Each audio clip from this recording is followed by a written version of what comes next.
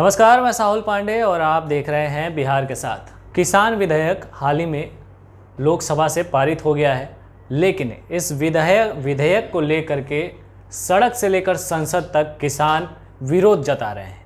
ये विरोध खासतौर पे पंजाब और उसके आसपास के राज्यों में दिख रहा है, जिसका असर ये हुआ है कि बीजेपी का जो गठबंधन है यानी एनडीए गठबंधन, उसमें उसकी जो सहयोगी है शिरोमणि अकाली दल, वो भी अब जो है उसको ले दोनों के बीच में जो है कहीं ना कहीं खटपट शुरू हो गई है।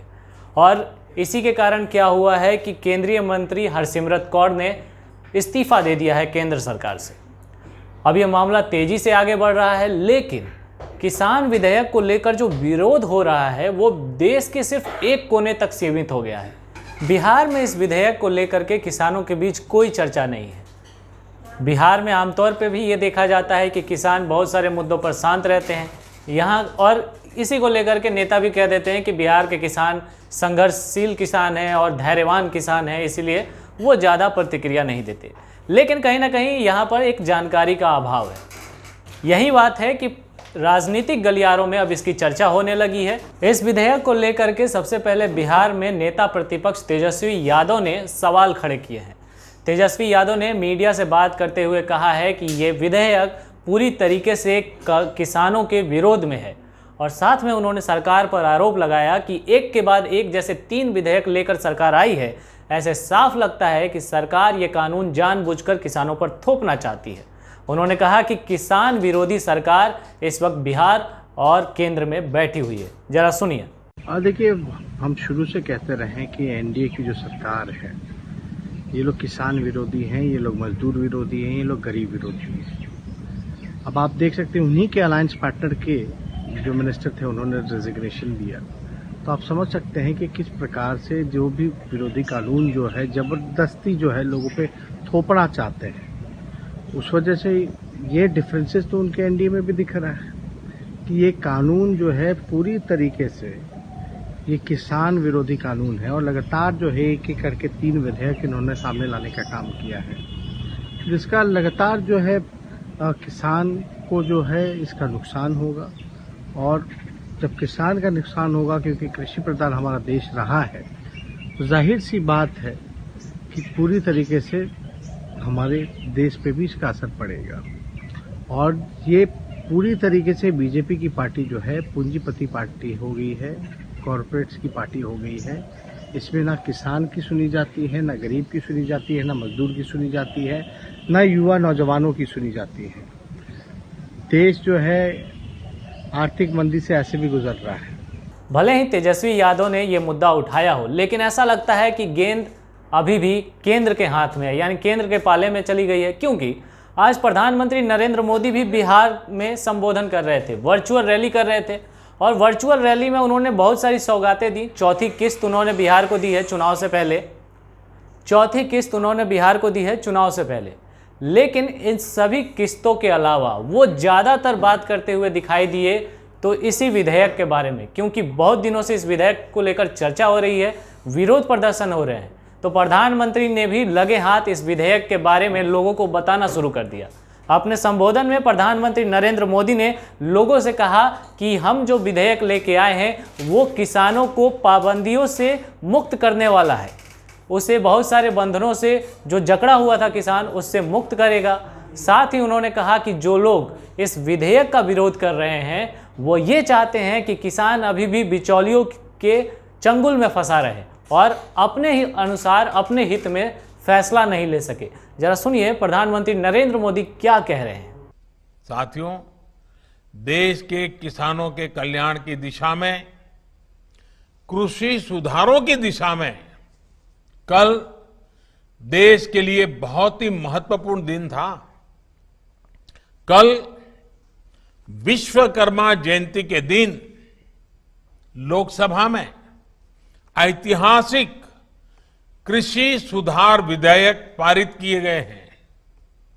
इन विधेयकों ने हमारे अन्नदाता किसानों को अनेक बंधनों से मुक्ति दिलाई है।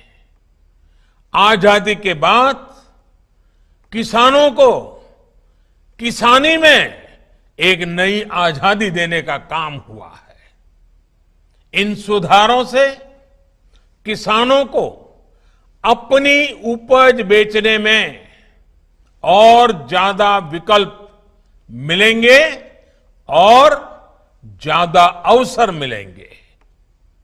मैं देश भर के किसानों को इन विधेयकों के पारित होने पर बहुत बहुत बधाई देता हूं।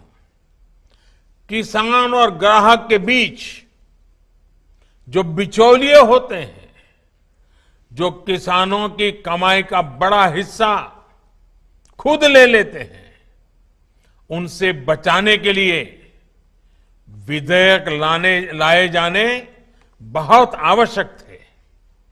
ये विधेयक किसानों के लिए रक्षा कवच बनकर के आए हैं। लेकिन कुछ लोग, जो लोग दशकों तक देश में शासन करते रहे हैं, सत्ता में रहे हैं, देश पर राज किया है, वो लोग किसानों को इस विषय पर भ्रमित करने की कोशिश कर रहे हैं, किसानों से झूठ बोल रहे हैं। साथियों, चुनाव के समय किसानों को लुभाने के लिए बड़ी बड़ी बातें करते थे, लिखित में करते थे, अपने घोषणा पत्र में डालते थे और चुनाव के बाद भूल जाते थे। और आज जब वही चीजें जो इतने दशकों तक देश में राज करने वाले लोगों के मैनिफेस्टो में है, वही चीजें भारतीय जनता पार्टी एनडीए सरकार कर रही है, किसानों को समर्पित हमारी ये सरकार कर रही है, तो ये भांति भांति के भ्रम फैला रहे हैं। जिस एपीएमसी एक्ट को लेकर अब ये लोग राजनीति कर रहे हैं, एग्रीकल्चर मार्केट के प्रावधानों में बदलाव का विरोध कर रहे हैं, उसी बदलाव की बात इन लोगों ने अपने घोषणा पत्र में भी लिखी थी। लेकिन अब जब एनडीए सरकार ने ये बदलाव कर दिया है, तो ये लोग इसका विरोध करने पर, झूठ फैलाने पर, भ्रम फैलाने पर उतर आए हैं। कुल मिलाकर कहें तो किसान विधेयक पर जो चर्चा है वो अब बिहार में भी धीरे धीरे ही सही लेकिन शुरू हो गई है। लेकिन ऐसा लगता है कि यहाँ पर किसान उस तरीके का विरोध शायद ही जता पाए, क्योंकि प्रधानमंत्री ने जिस तरीके से मौके का फायदा उठा करके लोगों के बीच विधेयक की अच्छी बातें पहुंचाने की कोशिश की है, शायद ऐसा लगता है कि इस विधेयक की अच्छी बातें लोगों के बीच पहुंचेंगी। फिलहाल हम आपको बता दें कि केंद्र सरकार लगातार 3 विधेयक इस विधेयक के अंदर लेकर के आई है। इसमें उपज व्यापार और वाणिज्य यानी संवर्धन और सुविधा बिल 2020, आवश्यक वस्तु संशोधन बिल 2020 और मूल्य आश्वासन तथा कृषि सेवाओं पर किसान समझौता बिल 2020 यानी सशक्तिकरण और संरक्षण से जुड़ा हुआ ये बिल है। ये 3 तरह के बिल सरकार संसद में लेकर आई है और यह बिल जो है वो लोकसभा से पारित हो गया है। यानी अब यह बिल का जो है राज्यसभा में जाएगा, वहाँ से पारित होने के बाद ये बिल जो है कानून का रूप लेगी। आपको बता दें कि लॉकडाउन के समय में ही सरकार ये विधेयक लेकर के आई थी, लेकिन अब इसे एक कानून की शक्ल देने की तैयारी में सरकार है और इसी के कारण बिल लेकर के आया गया है। लेकिन देश भर में कुछ जगहों पे खास तौर पे जो है इस विधेयक का विरोध हो रहा है। अब ऐसे में देखना ये है कि केंद्र सरकार अपने पिछले सभी कानूनों की तरह जैसे वे विधेयक लेकर आती रही है उस पर अडिग रही है, क्या इस विधेयक पर भी जो है केंद्र सरकार अडिग रहती है और इसे भी कानून का रूप दे पाती है या नहीं, ये वक्त बताएगा। फिलहाल इस रिपोर्ट में इतना ही। आप आगे की खबरों के लिए बिहार के साथ बने रहें और देखते रहें हमें और सब्सक्राइब जरूर करें। धन्यवाद।